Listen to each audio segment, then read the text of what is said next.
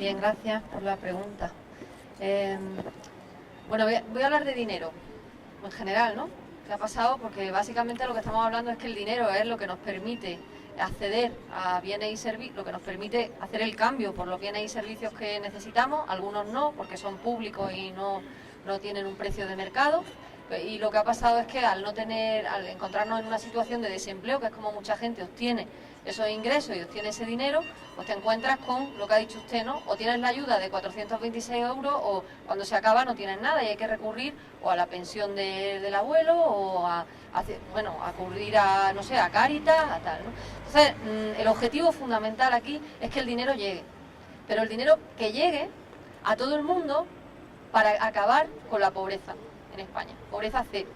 Y que llegue también porque de esa manera se va a reactivar la economía. Pensemos que en una economía donde tengamos gente que no puede consumir, lo que está ocurriendo es que los negocios de cercanía se quedan también, tienen que cerrar porque no se consume muchísimo menos, ¿no? Entonces, para que el dinero llegue, hay varias medidas. Una de ellas es la renta garantizada, es decir, garantizar que todo el mundo reciba 600 euros al mes, todo el mundo que no tenga un empleo. Dirán, bueno, pues esto va a dar lugar a lo que dice la gente, ¿no? Esto daría lugar a un país de vagos, ¿no? Porque claro, nadie va a trabajar y todo el mundo va a querer vivir, porque además va modulado. 600 euros sería una persona sola, pero eso se incrementa si la unidad familiar es mayor, ¿no? No daría lugar a un país de vagos. Porque además de esa medida, hay otra medida que es el incremento, la renta complementaria, cuando la gente está trabajando. Y esa renta complementaria es hasta alcanzar 900 euros. Pues si una persona está ganando, por ejemplo, a partir de 250 euros y los declara, si no los declaras, no, claro, porque eso lo que hace además es desincentivar el fraude fiscal. Entonces, si tú declaras que ganas 300 euros, te completan hasta 900 euros, se le completa al trabajador. De esa manera llega el dinero, entonces ya vemos que va llegando el dinero, ya vemos que los negocios, que la economía se va animando, que los negocios de cercanía la gente ya puede consumir. Y otra más, y ahora cuento lo que genera eso, ¿no?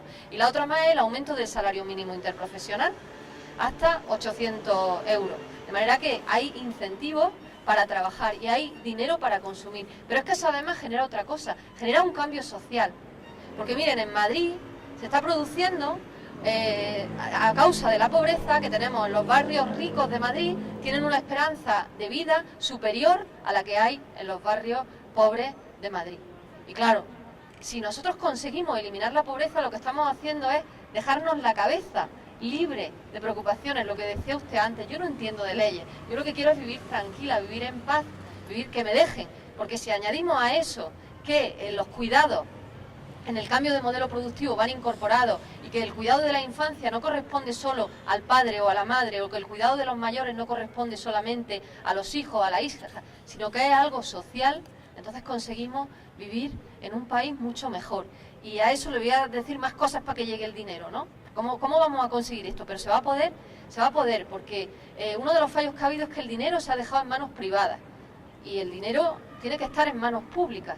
Tener una banca pública potente, hacer que el Sareb funcione como banca pública y tener una banca pública potente. ¿Para qué? Para que fluya el crédito. Es que la pequeña y mediana empresa y los autónomos y autónomas de esta tierra son el 95% del tejido productivo.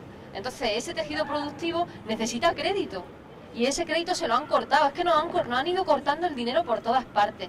Entonces se ha ido viendo cómo se cerraban negocios, cómo nuestras vidas se empobrecían. Y no solamente ya por falta de dinero, sino porque es que eso nos afectaba psicológicamente y nos afectaba también a la salud. ¿Y cómo llega? Bueno, pues porque va a haber un cambio fiscal muy potente. Necesitamos la crisis que nos han dicho que era una crisis de gasto, que estábamos gastando mucho. Oye, es que encima nos culpabilizaban, veíamos los casos Bárcenas y nos decían que es que habíamos gastado por encima de nuestras posibilidades. Cuando tenemos aquí un metro, que son billetes de 500 euros tirados en el suelo, pero muchos billetes de 500 euros tirados en el suelo cuando hay gente que está viviendo con 426 euros al mes. Y tenemos que ver este despilfarro sin que esté puesto en funcionamiento y además con sobrecostes. Que esa reforma fiscal tan potente es para demostrar que la crisis que hemos tenido es una crisis de ingresos. ¿Por qué? Primero porque el fraude fiscal es importantísimo, está en torno a 70.000 millones de euros al año y lo hacen. El 70% de ese fraude fiscal grandes empresas, grandes fortunas y banca. Luego, lucha contra el fraude fiscal dirigido particularmente a esos sectores que, curiosamente, mira tú por dónde han sido los rescatados, ¿sabes? Encima los defraudan, se llevan la contribución que es para nuestras escuelas, para nuestros hospitales. Tenemos una estructura fiscal penosa que lo que hace es castigar a los pequeños ahorradores, a las pequeñas ahorradoras, a los trabajadores, a las trabajadoras, a los asalariados y asalariadas. Entonces eso hay que cambiarlo también. Hay que cambiar las SICAV. ¿Cómo puede ser que una SICAV esté con un 2% pagando y un autónomo, una autónoma que se están dejando ahí la piel para sacar adelante su negocio estén pagando un 21%?